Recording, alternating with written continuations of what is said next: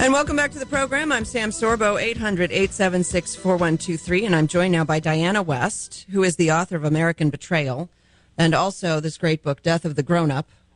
Welcome to the program. Thank you, Sam. Great to be with you. I want to ask you, what are the secret papers? What are those 28 pages that we're not allowed to see?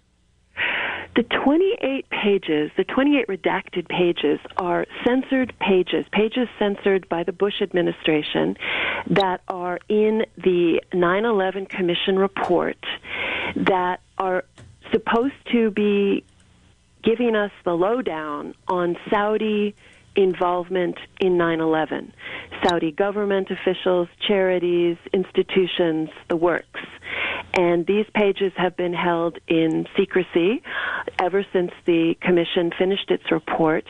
Our elected officials are permitted to go in and read them.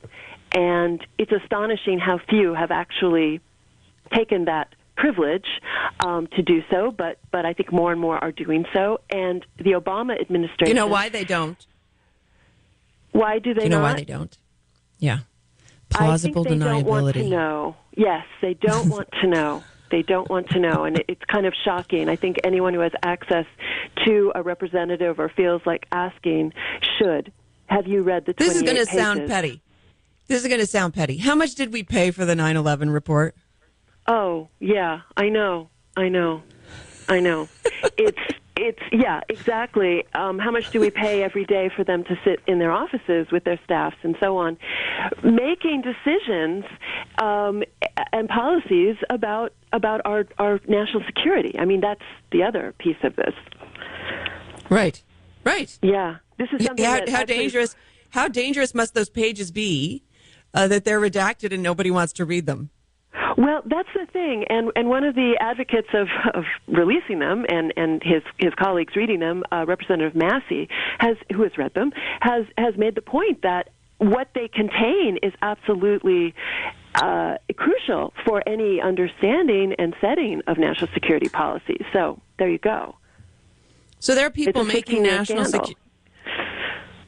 there are people making decisions for our national security and our policy who have not read the 9/11 Commission report. Do you think that that's a bad thing? Well, I think it's a shocking thing, and I was not aware of the lack of exposure to these pages on the part of our representatives as I am now, having looked into it. I mean, this is something where it's entered into the presidential campaign.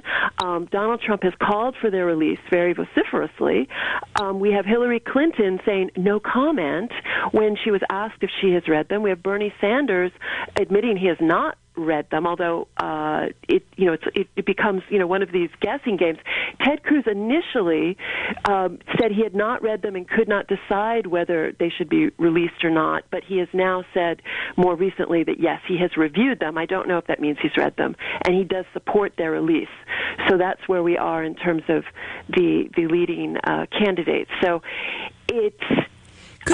Could this affect the lawsuit that they're trying to bring against that the victims are trying to bring against the Saudis? I don't know. There's separate legislation that does not mention the pages, as far as I know, that is pushing specifically for these lawsuits to be able to go forward, and that seems to be a separate issue from the effort to release the 28 pages. Rand Paul... come on. I'm sorry? They're intertwined. I know they're intertwined, but I'm not sure the legislation, that's called JASTA, I'm not sure I'm not sure. I have to go look. I'm not sure if it actually addresses it. It doesn't seem to be at the top of the stories that are about it. There was separate legislation. Rand Paul came up with a bill last year when he was still running for president and did not have any Republican supporters, no co-signers on it. So it was still considered. See, this is when we get back to the whole Bush-Saudi relationship, you start to sort of see this section of the Republican Party flex its muscles in terms of not wanting to be too knowledgeable about the Saudi culpability. And I think this is why on the campaign trail, when Jeb Bush was still a candidate, he was actually at a New Hampshire town hall when he was asked about whether he supported the release of the 28 pages, and he actually claimed that he didn't know what they were and then made a joke about them, which I can't believe he doesn't know what they are. His brother is the one who redacted them, took them away from, our access. I can't believe he doesn't know that, but he chose to profess ignorance, or he really truly is ignorant. But I think you see that the sort of concentric circles around the Bush bloc in the Republican Party who don't really want to explore that and will tell you, oh, well, we're great counterterrorism allies now. So there you are. It's very ugly. Yeah. I mean, it goes to the whole corruption aspect of the Saudi relationship. Do we have an explanation for why they're redacted? Do we have a national security. We can't show you this. They just say national security. National security. Kind of kind of like what Obama did with the Fast and Furious. Yes, it's very much so. It's the thing that's so shameful about it is that, what is national security? Is national security the keeping sacrosanct the reputations of administration officials, particularly in the Bush years, who were colluding with these same people who turn out perhaps to be named in these pages?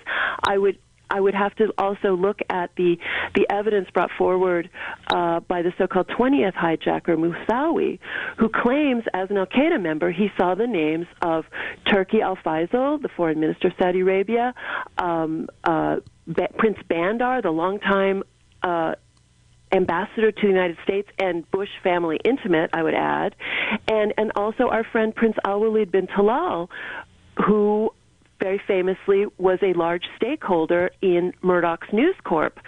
He said these people were named as financiers of Al-Qaeda, were part of a database. And the thing that fascinates me is that story broke in the New York Times last February 3rd, 2015. On February 4th, 2015, it was announced by Prince Al-Walid bin Talal's organization that he had dropped almost all of his Murdoch stock, almost all of his stock in what was then News Corp. He sold the next day. Connected?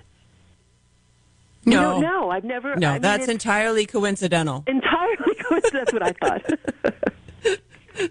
thought. You've seen the story out of Florida about the so-called cover-up that there was a family in Florida that 2 weeks before 9/11 took off for just returned to Saudi Arabia, that one of the people living in the house had gone to flight school with the terrorists. Yes, and this was held back from the 9/11 Commission.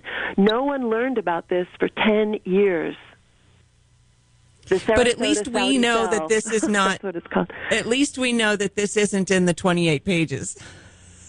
It's like a really bad joke on the American public. When they say it's national security, they're talking about the nation of Saudi Arabia.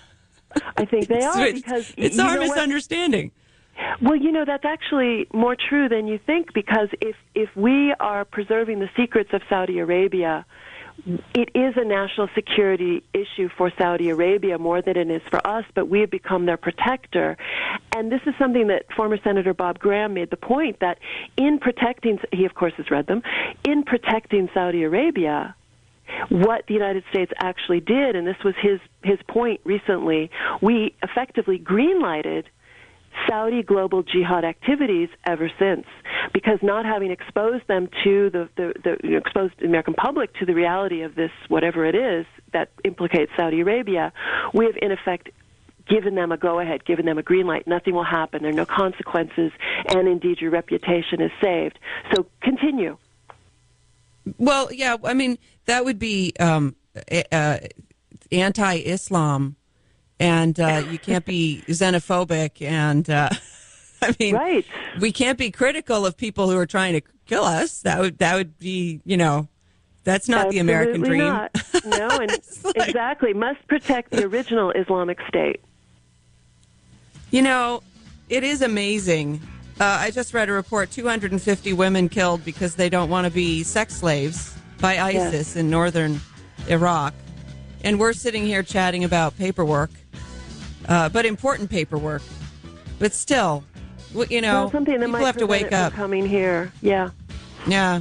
Yeah, Diana West, thanks so much for coming on. Go to dianawest.net to find out more. Her fabulous book, American Betrayal, I highly recommend.